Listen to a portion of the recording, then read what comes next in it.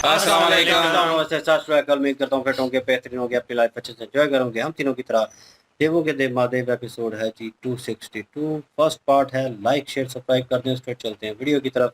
मेरा नाम है बली सकलैनी इकबाल और मेरे साथ हैं राणा मोहम्मद अली।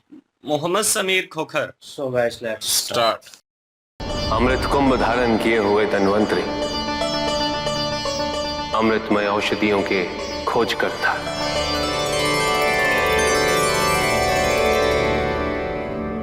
वैद्यों में सर्वश्रेष्ठ। प्रभु,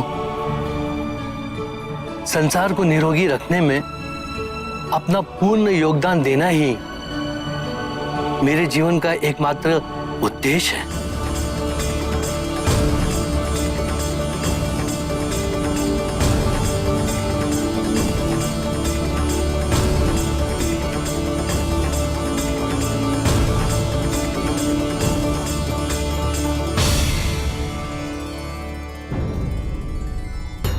हे नारायण, आपने जिस महान उद्देश्य के लिए इतना कष्ट सहा, वो संपन्न हो।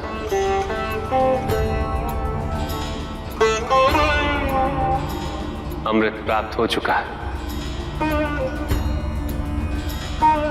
देवी लक्ष्मी भी प्रकट हुई। मैं आपसे निवेदन करता हूं कि आप अपने कुर्मा अवतार को त्याग दें और अपने वास्तविक रूप में प्रकट हो।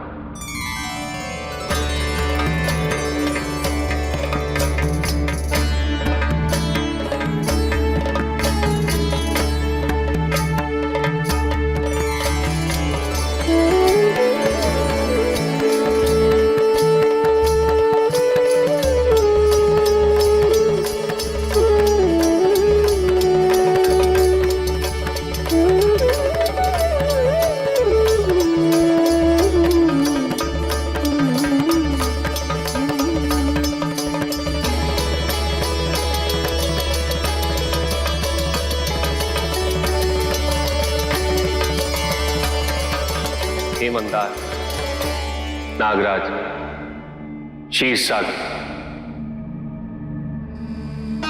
आप तीनों के सहयोग के बिना इस महान उद्देश्य की पूर्ति असंभव है।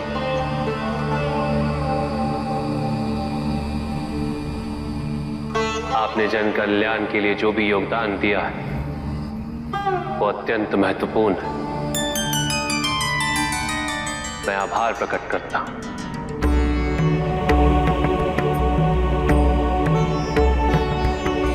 आप तीनों की भूमिका अनंत काल तक स्मरण रहेगी।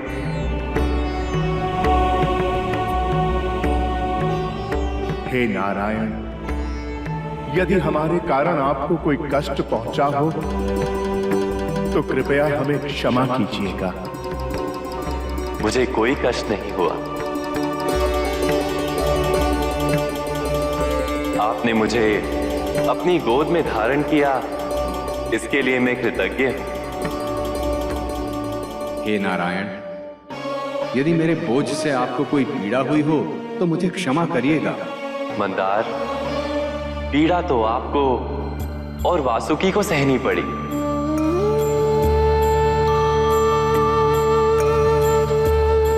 यदि आप दोनों नहीं होते तो ये मंथन कैसे होता?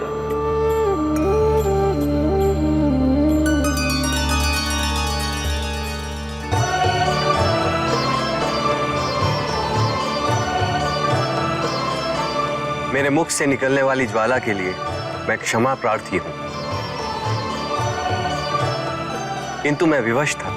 नहीं नागराज, महादेव ने जिस महान उद्देश्य के लिए हम सबको यहाँ एकत्रित किया था, उसके लिए कोई कष्ट बड़ा नहीं है।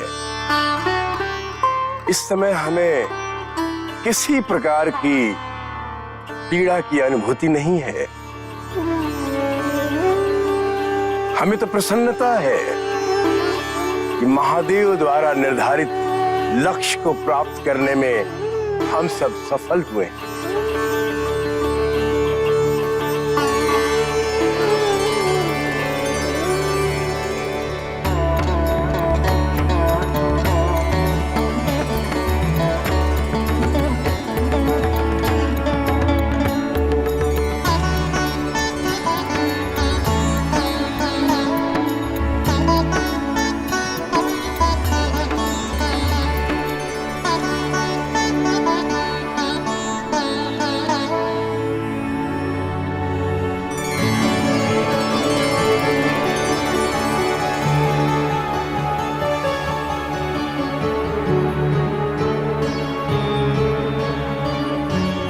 स्वामी,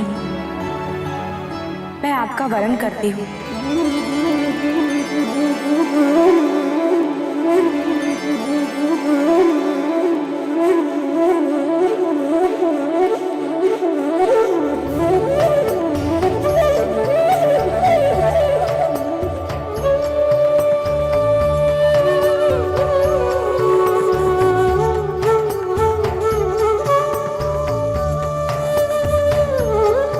सभी देवताओं, सभी असुरों और जीव जंतुओं की ओर से आप दोनों को पुनर्मिलाप की बधाई। हम आप दोनों के लिए मंगल कामना करते हैं।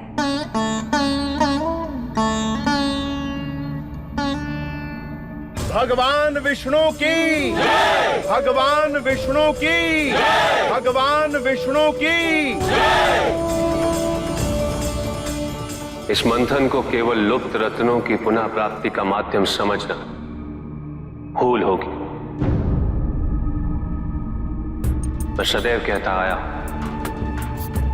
जीवन के प्रत्येक प्रश्न का उत्तर हमारे भीतर निहित है।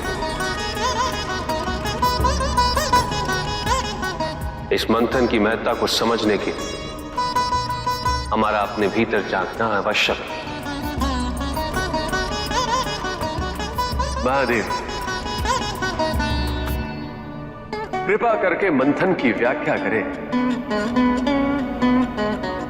संसार को इसके लाभ से सम्मुख कराएं।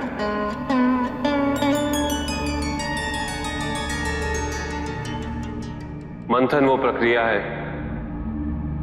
जो हमें अज्ञानता के अंधकार से आत्मबोध के प्रकाश की ओर ले जाती है। आत्मबोध, जिसका प्रथम चरण है यह स्वीकार कर लेना कि हम में ईर्ष्या, लोभ, क्रोध जैसे भाव उपस्थित है। ये कटु सत्य स्वीकार कर लेना विष पीने के समान। तभी हम ये समझने में सक्षम हो कि विष की प्राप्ति के पश्चात मंथन से जो भी प्राप्त होगा वो हमारे निजी सुख हेतु नहीं,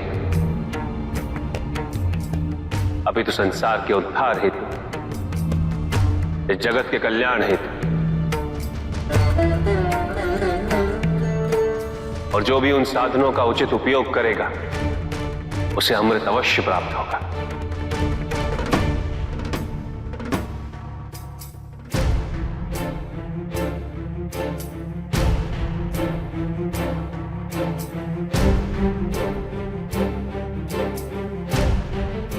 किंतु सामाजिक दृष्टिकोण से इस मंथन का एक महत्व और भी है। जब जब समाज किसी विपरीत स्थिति में उलझेगा तब तब समाज के विभिन्न पक्षों को एकजुट होकर संयोग से उसका मंथन करना पड़ेगा। तभी इस मंथन से समाज के अभाव को दूर करने वाले रत्नों की प्राप्ति होगी। जो समाज मंथन से विमुख होगा, जो समाज उद्यम या प्रयास से विमुख होगा, वो सदैव श्रीहीन रहेगा, अंधकार में रहेगा।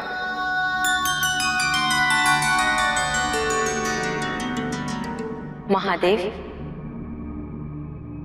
इस मंथन में आपकी भूमिका मानव जाति के मूल ज्ञान का आधार बनेगी। आध्यात्मिक जीवन में उन्नति के इच्छुक मनुष्य जब भी आपका ये कथन स्मरण करेंगे उन्हें कठिनाइयों से जूझने का उपाय सूझ जाएगा। महादेव, देव देव महादेव शिवा, महादेव, देव आपके सभी गुणों का उल्लेख कर पाना संभव नहीं, किंतु आपकी वीरता, तत्परता, भोलापन, सहजता व अनुकंपा सभी मनुष्यों के उच्च जीवन का उदाहरण बनके उन्हें प्रेरित करती रहेंगी। हे नारायण, मेरा जो कर्तव्य था वो मैंने निभा लिया। अब यहां से इस प्रक्रिया को आप संभालें। आप इस संसार के संरक्षक हैं और आपके सिवाय ये अधिकार किसी का भी नहीं।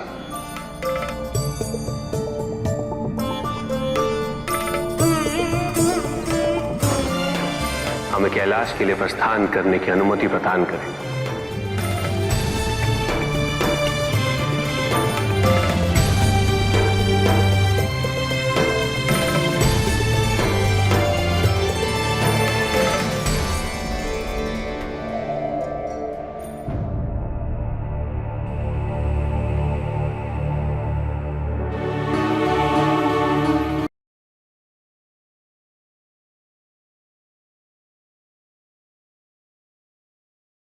ये फाइनली समुद्र मंथन जो है वो कंप्लीट हो चुका और वो जो समुद्र देव थे उन्होंने वो समुद्र देव नहीं है मेरे का नाम पता नहीं क्या है यार, सागर देवता है इनको, देव ही हैं, समुद्र देवता देव ही तो देव ही हैं, बारा नाम वो ज़हन में नहीं है।